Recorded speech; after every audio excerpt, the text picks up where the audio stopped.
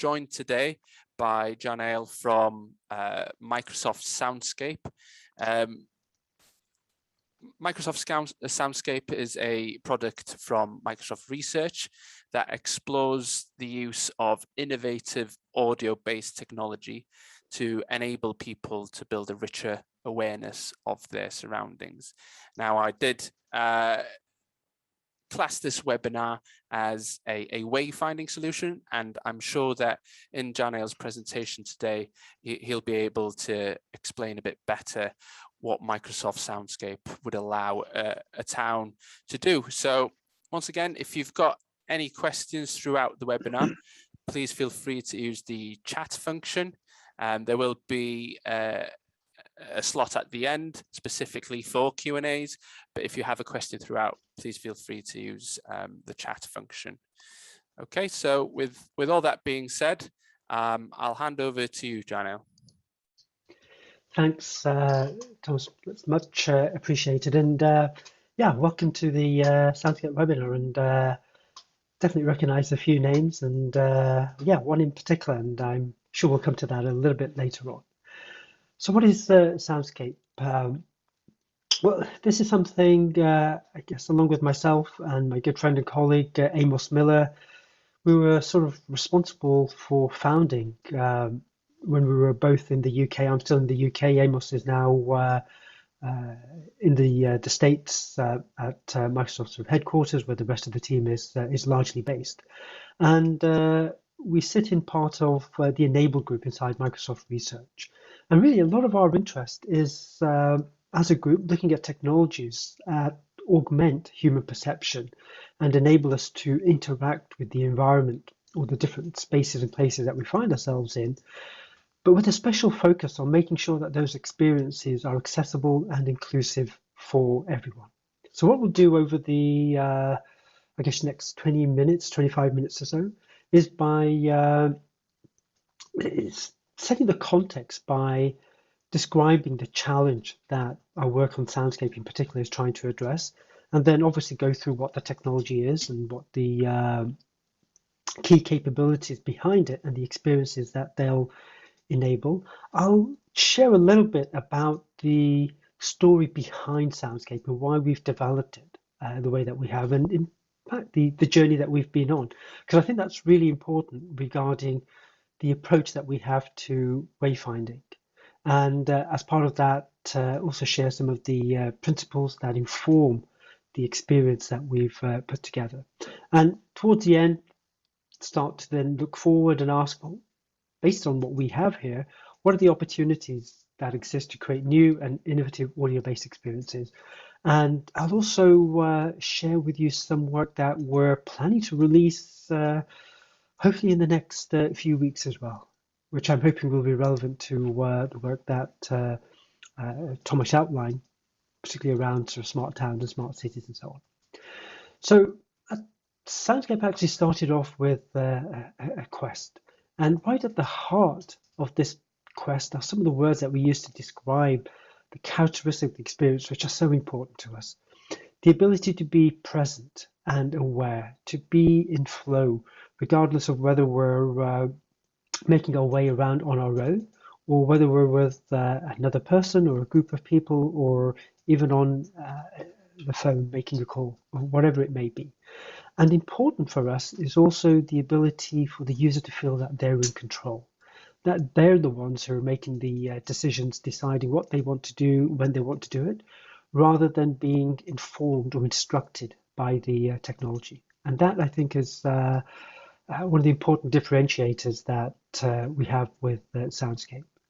So we often describe it as a headset, and we turn that into an audio display that helps you to navigate the environment that you're in. And really, really important to us is how it makes you feel when you're experiencing the technology. So I'll proceed on the basis that you're not familiar with Soundscape or haven't yet had the opportunity to download it from the Apple App Store and actually experience it firsthand. But one of the really important things is that when I'm out and about, the purpose of the technology is to help me get around, to make me more aware of what's around me, and hence create that sense of empowerment and independence. So when we describe what Soundscape is, the idea is that we use 3D spatial sound to help the person build a rich awareness of their surroundings when they're out and about. We refer to this a number of different ways: spatial audio, audio AR, which stands for audio augmented reality. And essentially what we're able to do here is to play a sound or read out some text so that it appears in 3D space around you. It appears to be in the environment rather than in the headphones that you may have. For example, when we listen to music, it's quite clearly inside our head. With Soundscape, what we're able to do is to create that sense of the sound coming from a nearby landmark or the point of interest that may be called out, and it appears to come from about a meter outside of your head. And it comes from the direction of where that landmark or that point of interest actually is. So for example, if you're approaching an intersection, one of the things that Soundscape will do is usually 15, 20 meters before you approach the intersection, just so that you have enough time to prepare or get ready to figure out the layout and how you're going to cross it. Let's say it's a T-junction. It'll call out the road to the left so that it appears over there on the left-hand side, and then the road to the right. And if it's the same road, it'll call it out so that you know spatially that this road extends left to right crossing. And if it was a crossroads, then in addition to the left and right, it'll also call out the road ahead of you. And by calling them out spatially, you just naturally and very intuitively build up this mental model of the intersection.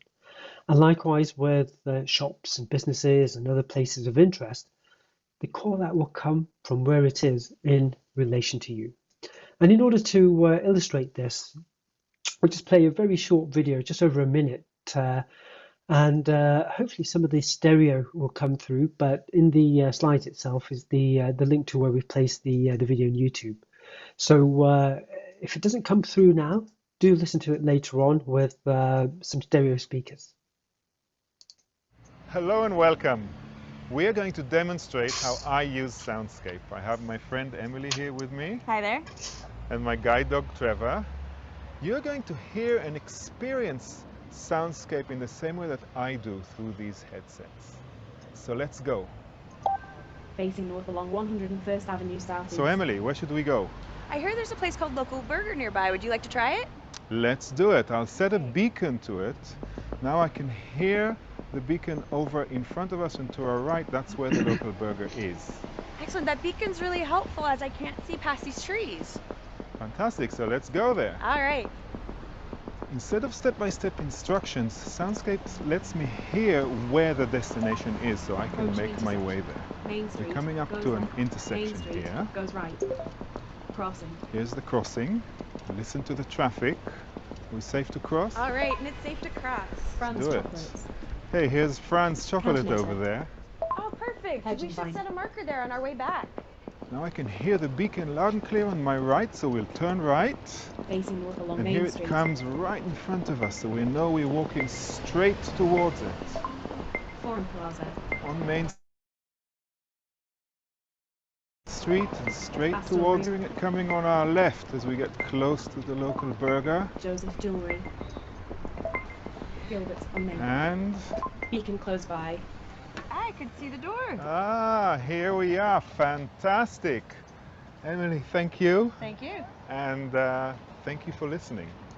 So in that video, you'd have hopefully picked out the way that we use different sounds and different tones to denote which way to turn, for example, or which way to consider turning. And when you're directly facing in the direction of where you've placed this virtual audio beacon, this virtual sound beacon, then the sound is richer and sharper as well. And by having these sound-based cues in the environment, this is what allows us to also be able to pay attention to whatever else is going on around us, whether it's a conversation that we're having with the person that we're with, or be able to, depending on the headset that we're wearing, hear what's going on around us. So very quick system overview of Soundscape is that we use GPS to determine the location of the person using Soundscape, and then we use the sensors inside the phone to determine the direction that they're facing or the direction that they're heading in. And we use a number of different mapping sources to call on the geospatial data. We use OpenStreetMap, and that's wonderful because it's crowdsourced, and the opportunity to continue to enrich the data that's available is one of the things that really drew us to it. And when we're providing information about what's near you, or when you're searching for something, then we use Bing Maps for that as well. The headset obviously is really, really important. And it's not to say that you can't use Soundscape without a headset. We've deliberately designed it so that you won't get the spatial audio without a stereo headset, but the way that the sounds work and the difference between them, you'll be able to know once you're facing in a particular way whether the item that you're interested in is directly ahead of you, simply based on the sound itself. And ideally, the headsets that work best with Soundscape are the ones that don't block the environmental sound, because I don't think anybody really likes when you're out and about to put something over our ears and have some of that outside world shut off from us. And of course, headsets that have head tracking sensors are the ones that really create a far more dynamic and far more fluid soundscape experience, simply because then we're no longer inferring which way you may be facing or traveling using the sensors on the phone, but we're able to use the sensors on the headset itself and be able to respond far more dynamically to where you're turning your head and have the call outs far more accurately placed in the audio stage. And one of the ways that this works really well is that almost since birth, we've just very naturally and intuitively learned how to place where sound is coming from while still being able to attend to other things that are going on. And we draw on this innate ability that we all have to really create the soundscape experience, to enhance our awareness. So Soundscape as an app is available on the App Store, and I'll come to that in a moment. And we do encourage you to try it out. It's not a navigation app. One of the things that Soundscape doesn't do is provide turn-by-turn instructional guidance. There are lots of apps out there that do that. What we wanted to do was to enhance your awareness of the environment and allow you to determine how you get from point A to point B by giving you audio cues, by giving you information about upcoming call outs, and once you start heading in the direction, letting you know that you're getting closer. And that's really, really important to us, particularly as Soundscape originated by working very closely with the Guide Dogs organisation here in the UK. And our particular focus then was how could we look at how technology would empower people who are blind or have low vision to be more mobile and to be more independent. And in many cases, that means being able to travel on your own, not just being reliant on the routes that you've had to learn off by heart, or relying on a volunteer or a family or friend to travel with you to a place that you may not be familiar with. And because this was such new technology and a different way of interacting with our environment, we initially focused on making Soundscape available on iPhones. And as we've now started to learn more about people's experience and refine some of those capabilities, and also, although we're only available in a handful of countries at the moment, our plan is to increase that number of countries significantly in the next 12 months or so. Then, of course, we'll start looking at other platforms as well. So how and why did we arrive at using sound in this way? Well, a lot of it really stemmed from getting out into the real world. And here on this slide, we've got a number of different pictures, in fact, taken from a number of different research visits that we carried out with guide dog owners, with mobility instructors who work very closely with people who are blind and teach them about orientation in the environment and teach them basic mobility skills, whether they're a long cane user or a guide dog user.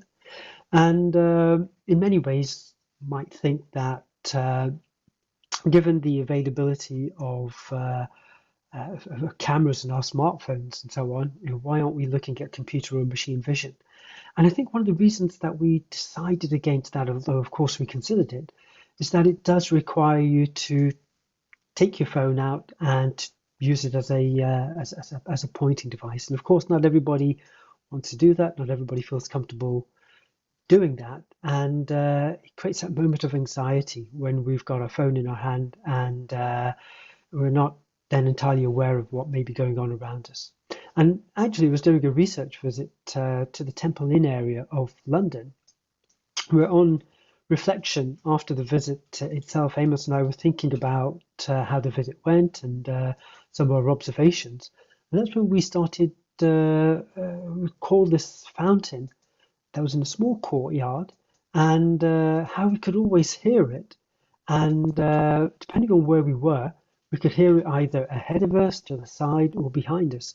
But fundamentally, it enabled us to get a really good sense of our bearings. We always knew where we were in relation to it because of where the sound was coming from. And that moment in that research visit was really what made us really double down on looking at sound as a way of enhancing our awareness. And one of the things that we did, and this is way back in 2012, 2013, was, sure, it's really interesting coming up with the idea, and we actually produced a vision video to represent this idea. But that vision video itself, I think, took on a level of tangible reality almost when we developed a hack that allowed us to create this virtual sound environment. And in this case, we had this gamer headset with sensors that allowed us to do head tracking. We put a small printed circuit board inside a biscuit tin, and that was then tethered to a laptop that another person was holding. Not at all portable, but it enabled us to create this virtual soundscape.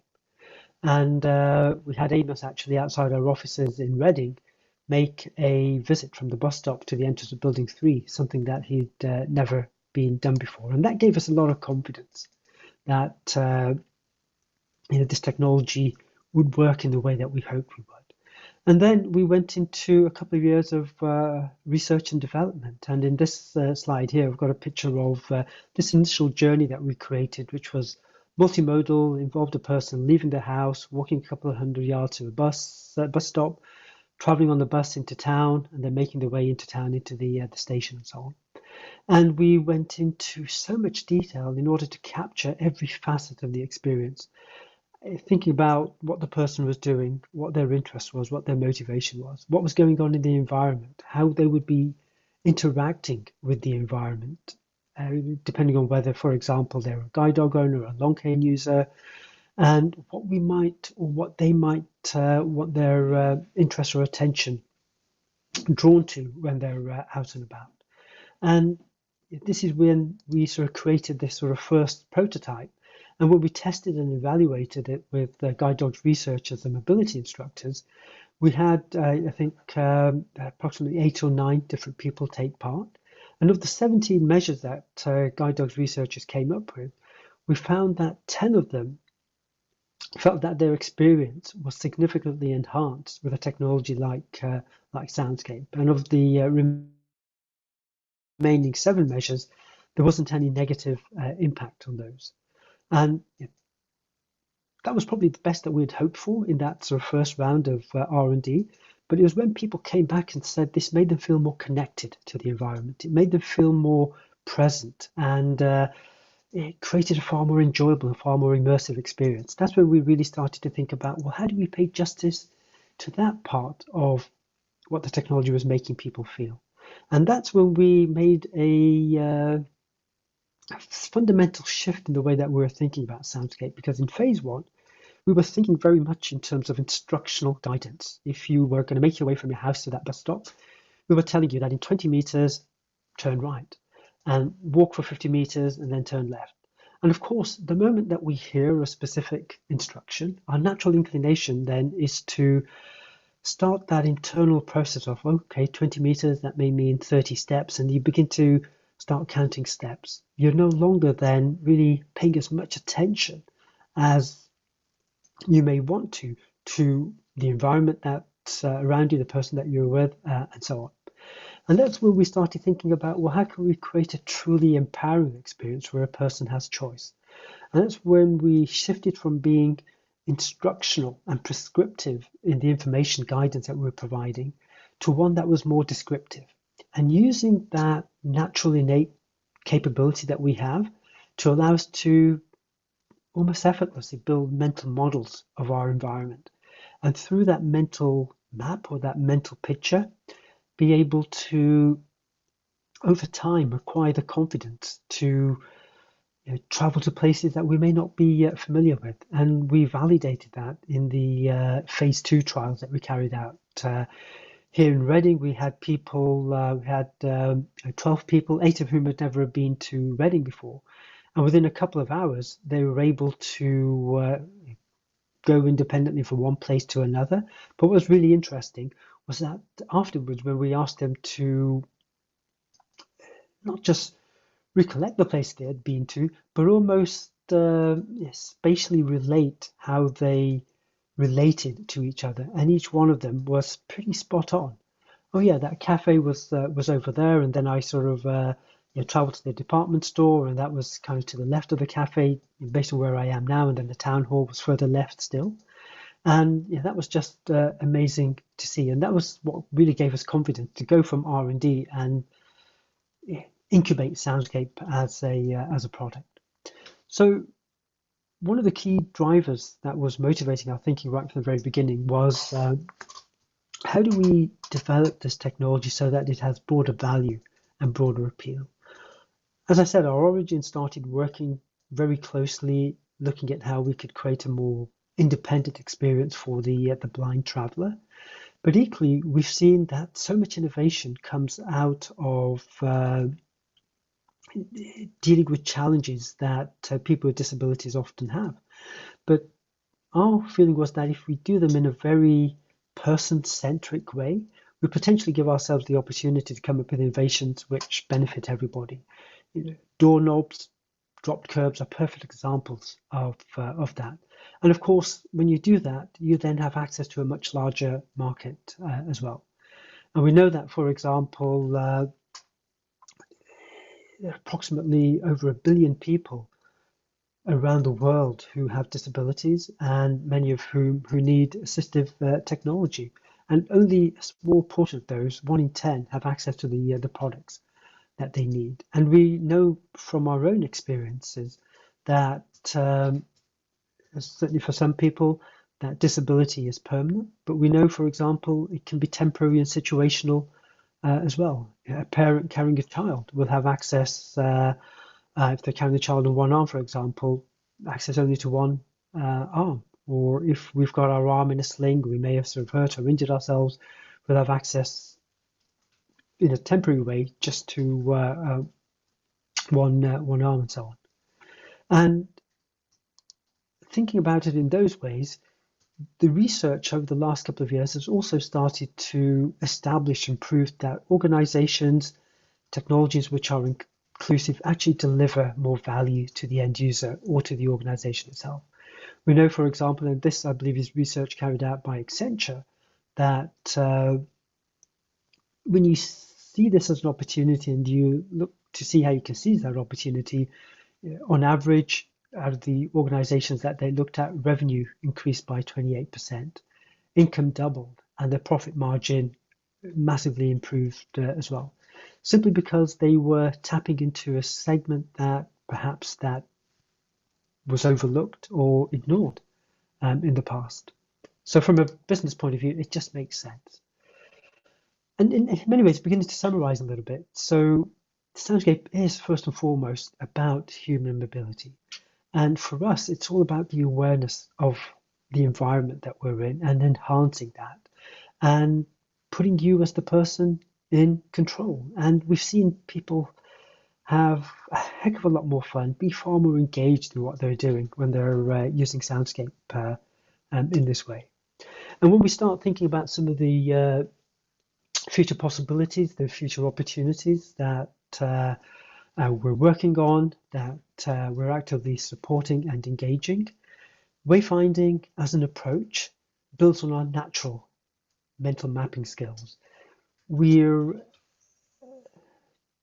just in the process of sort of finalizing what we call the sort of Soundscape experiences authoring tool, which will allow organizations or groups to be able to create custom experiences and share them with others, which I think is going to hopefully be a game changer for a whole range of different groups and organizations. We've been working quite closely with some groups that specialize in adaptive sports, and just seeing some of the events that they've created around trail orienteering or hiking, and the fun and enjoyment and pleasure that people are having, both at a leisure level but also at a competitive level, has been absolutely fantastic.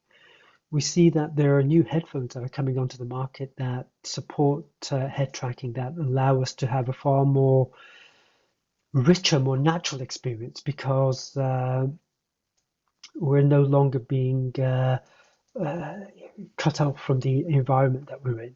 And beginning to close, as I said before, Soundscape is about amplifying our human awareness and our capability. And this is a wonderful image, isn't it? It's a group of people crossing an intersection. We see everybody heads down, buried into their phones. And we're all guilty of this. And we all, in many ways, dislike the experience massively when we're doing it, particularly when we're doing it outdoors. It makes us less aware of our surroundings, oblivious to what may be going on around us, and at times can be inherently unsafe.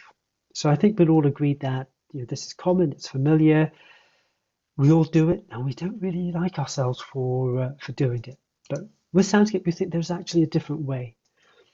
It taps into our innate desire as people to overcome these limits and grow. And we describe this as being heads up and hands-free and engaged in what we're doing, in what's going on around us. And really, at the moment, it feels like we're only just really starting to scratch the surface of using sound in this way, in how it makes us feel, the opportunities it creates for a whole new range of different experiences, and so on. And with that, I'll finish and open it to questions. And just before we do, I hope this has been useful and interesting. Soundscape is a new technology, so we welcome any and all feedback. I've put here a couple of links. Most important one perhaps is reach out directly to us on the team by contacting us on soundscape@microsoft.com, and we'll respond to every single question, query, bit of feedback that we have. So thank you. Thank you very much, Janelle. That was very interesting to learn more about this inclusive technology that you've managed to develop. I think you did highlight in your presentation that not only is it an inclusive technology for people with visual impairments, but also, in the trials you did in Reading as part of your R&D, learning that the people who took part in that part of research that you did became very much more aware of their surroundings. And I know there are certain towns in Wales that get overwhelmed with tourism, and people come into the towns and everybody goes to the hotspots. And it got me thinking, does technology like this, could it help these small towns to maybe prompt people to go to areas within the town that perhaps are not so much the hot points, so that these towns in Wales can cope with tourism better? No, that's a great question. And this is precisely why we really welcome the opportunity to present here, to talk with yourselves, because one of the things that we're keen to do is to sort of understand the sorts of things, the sorts of scenarios, the sort of underlying value proposition in terms of the case that you just described that exist for towns and cities and other groups and organizations as well. Something like that, I think, would be quite interesting because a lot of it just comes down to just making people more aware of the different things that are going on and where they are in relation to where they currently may be, and how through that they may want to sort of construct an itinerary, and so on. So it'll be interesting to see whether, for example, the authoring tool that I mentioned could support or accommodate that kind of experience. It also raises an interesting question, and it's not something that we're dealing with just yet, but it's something that we have discussed in the past, is particularly in this time that we're in at the moment, knowing where there are crowds, knowing where it's particularly busy with lots of people. For some people, you may want to avoid that or wait until it's quieter. So knowing the density of a particular place, I think, is really interesting. Like I said, it's not something that we're providing at the moment, but there's no reason to sort of think why not in the future through using the information that's already available to the telcos, for example. Could you not almost sort of create a heat map of a particular town or a particular place and then use the heat map to determine, okay, where you might want to even send alerts and notification to make suggestions to people about, have you thought of this or have you thought of that? That's a great question and a great scenario. Yeah, I don't know if I worded it as a question. It was more of a suggestion because it's something that I think a lot of towns in Wales, particularly coastal towns, they see flocks of people coming into these hotspots specific times of the year, and sometimes they just can't cope with the demand, especially over the pandemic where travel restrictions have been in place. So it's interesting to have that conversation with you. I wrote down a few questions, but for those of you who are still with us in the webinar, feel free to ask questions as well. So I guess this tool is primarily focused towards people with visual impairments. And is there like a training session, or if perhaps a town here in Wales would be interested in doing some sort of trial in their town of using this technology, is there a training session that would be available for the town? Sure. Well, I guess a couple of points to note.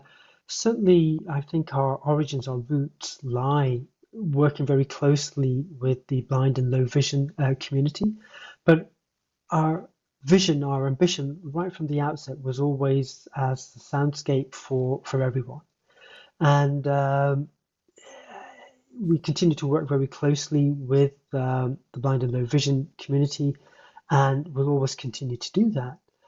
But equally, I think we're also aware that if people appreciate it as a general use technology, then that in turn will actually improve the access to the blind and low vision community. Because we know that getting technology out to that group is really, really difficult. Just making people aware of what's available, what's on offer. But of course, the more mainstream a technology becomes or is perceived, the greater the access that everybody has to it. So yeah, we definitely think of Soundscape as being useful and valuable for everyone. And equally, we like to think that you don't really need a lot of training or education to get up and running with it. And when you download the app, we've got information on our website on the link here, the information on the app itself, and we have this sort of 4 or 5 introductory set of screens that guide you through how Soundscape works and gives you a sense of what spatial audio actually feels like. And it's very different from stereo. It's more than just left or right, because when you start using it out and about and you see it and hear it rather responding to the way that you move in the environment, then it completely changes your perception of the environment, but of the technology itself as well. Having said that, I think for organizations that are looking to create sort of inclusive, accessible experiences, the way that the authoring tool works is it allows an organization, it's a web-based tool, it allows an organization to almost, let's say, create a heritage trail, or the equivalent of a heritage trail. And once it's then completed, they can sort of just publish it or share it via a QR code. And then you sort of essentially download that particular experience, and it will then be available under recreational experiences inside Soundscape itself. So in this way, it almost becomes geo-fenced as an experience. And we're at the early stages yet, so I think organizations that are interested or looking to trial this technology would certainly be very happy to work with them and start to better understand not only what are they looking to use it for, but what their initial onboarding or training requirements or needs may be. Yeah, thank you. I think for people who will watch this webinar, the answer will be very useful. There's a question that's come in from someone in the audience. Is Soundscape being used or currently being used by colleges or being trialed by colleges and universities to aid widening participation? No, that's a great question, Isabel. And actually, Linda on the call will also tell you about some work that we did at Deakin University in Australia a few years ago while we were still in R&D. Now that we're publicly available, we are in fact doing some work with the University of Brasilia, looking at how they can make the whole campus, or a number of different campuses that they have, more accessible, more inclusive to everybody, particularly for students who are leaving home for the first time, coming to a place that they're not familiar with, help them get their bearings. And we often describe Soundscape as being really, really good at making the unfamiliar feel a little bit more familiar. Inside the tool, inside the app, for example, we have this capability called Soundscape Street Preview, which allows you, almost from the comfort of your home, to virtually preview a particular place. And it allows you literally to jump from one intersection to another. And virtually, it'll call out spatially the layout of the intersection. Then you decide whether you want to turn left or go ahead or turn right and so on. And that's a really powerful tool to allow you to begin to familiarize yourself with a place that you may not have visited, that you're thinking of going to travel to. I hope that answered your question, Isabel.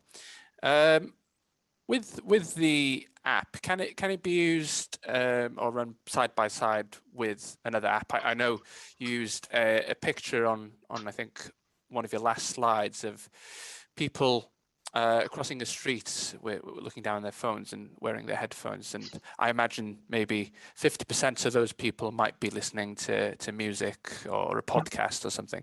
Is Soundscape something you can run side by side with other apps? Yeah, absolutely. And that's a great example, Thomas, because as you say, we get this question a lot in terms of, I'm listening to music, or reading an audiobook or a podcast or whatever, and then Soundscape just runs in the background. And the great thing about audio, and the great thing about spatialized audio in particular, is that while your attention, let's say, is on the music or the book or the podcast, the call outs are still coming from where they are, and you're subconsciously able to get a sense of what's being called out, because the way that our audio processing system works is that it allows us to pay attention to multiple streams at the same time, but pay particular attention to the one that we may be most interested in. So yeah, Soundscape works really, really well that way. From a navigation, wayfinding point of view, people tell us a lot of the time that they use it in conjunction with Google Maps. People who do or are familiar with the turn-by-turn instructions. And then what Soundscape does, it actually enhances their awareness of other items, other places, landmarks in the environment that we're passing through that Google wouldn't draw attention to. So yeah, using them side by side like that is something that we hear a lot of as well. And that was one of the apps that I did write down here. Could you listen to music, podcast, but Google Maps as well, or any other map apps for navigation purposes? I guess Soundscape could be like support, like you just mentioned. And if with the authoring tool, if perhaps a local authority decided that they wanted to trial Soundscape in a specific town, in the authoring tool, could you add new businesses to prompt people to maybe go down a certain street where they were to cross a street, and the Soundscape could tell them a new business has opened down the street you're coming across?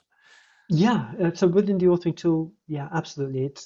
You're able to sort of create a bespoke trail almost, and annotate it with supporting information to either share more information about it, or to allow that, let's say, business or group or organization to represent themselves in the way that they want to as well. So it opens up all sorts of interesting possibilities there as well. One of the other capabilities that we have within Soundscape is the ability to create a marker pretty much anywhere, and then share that marker with other people as well. So once again, that could be a way in which people begin to share information about new places, new businesses that may be off the well-trodden path, and so on. That's very interesting, because at the moment, a town here in Wales, up in North Wales, is trialing a platform called Hello Lamppost, where people can ask questions to certain objects in the town, and some of these objects will tell them about new businesses that have opened in the town. But again, that's a visual cue. They'd look at their phone and they'd get a message to tell them there's a new business on the street, perhaps go and visit to support. But having that information as sound is something else. It's using another sense, isn't it? And perhaps more people need to make more use of sound rather than everything being visual. Yeah, we certainly feel so, because we know that for sighted people in particular, visual information has a tendency to be all-consuming in terms of the attention that it demands and often requires. Whereas sound allows us to be able to still engage in a range of different activities while still remaining aware of what may be being said or what we may be hearing and so on. And in many ways, it's a superpower that we all have, which is so massively underused. I remember when we released in Canada a couple of years ago, we actually did a piece of work with the city of Brampton. And at that time, we didn't have the authoring tool, and it really was a case of using Soundscape as it was then. And one of the things that they were really interested in was how, for the residents of Brampton and people visiting Brampton, they could really bring that place to life. Whether there were events going on at particular points in time, allow people to understand or learn more about the history or the origins of the town. All of this richness that resides in the environment that's around us that we rarely have access to.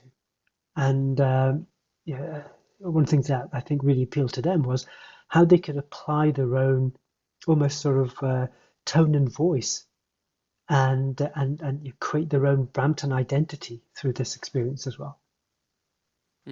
No, it's very very interesting technology, and hopefully, oh, I just see there's a question that's just come in.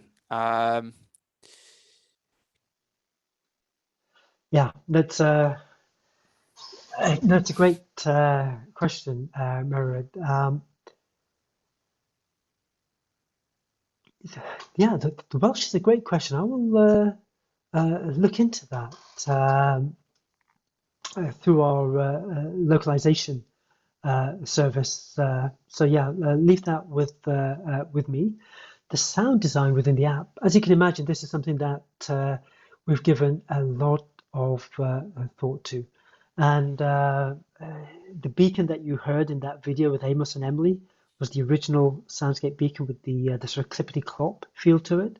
The current version of Soundscape has a far more maybe sort of melodic, harmonious set of sounds and set of tones as well. And in fact, the next version of Soundscape, which we're looking to release very, very soon, we've actually provided, I think, up to a dozen different variations on the audio beacon. Because once again, we wanted to allow people to have greater choice in selecting the sounds that they prefer, but equally to determine whether people like different sounds for different environments or different activities that they may be engaged in. We've also got some sounds in there that just kind of run in the background, that are designed to cut through noisy environments, and equally for people with deafness or who may be hard of hearing, how we might be able to use vibration on the phone itself to indicate whether you're heading in the right direction or not, and so on. It's a great point, that last one, about working with the sound artist to create more pleasing sounds. Once again, when we start sort of thinking about the different ways that we could sort of break Soundscape up and allow others to personalize or customize it, that's a great example of, could I create my own sound layer on top of or replace what comes out of the box with Soundscape? No, that's a great idea. Not something that we currently support, but the fact that you asked the question, the fact that you're thinking about it is just wonderful. Okay. Well, I'd like to thank everybody who's attended today, and thank you very much, Janelle, for presenting as well. I've learned a lot, and I'm sure the people who've attended and the people who'll watch this webinar who weren't able to attend will very much enjoy as well. If you do have any specific questions to Janelle, obviously feel free to use the contact details here. I'll make sure to share this recording with everyone and the slides as well. And hopefully you'll be able to join me in our next showcase webinar, which is next week, where we will have someone talking about developing a town app for a town. So thank you very much, Janelle. It's been a pleasure. Thank you. All the best, and please do download Soundscape and have a play with it. I will, certainly. Thank you. Bye-bye. Thanks, everyone. Bye-bye. Bye-bye.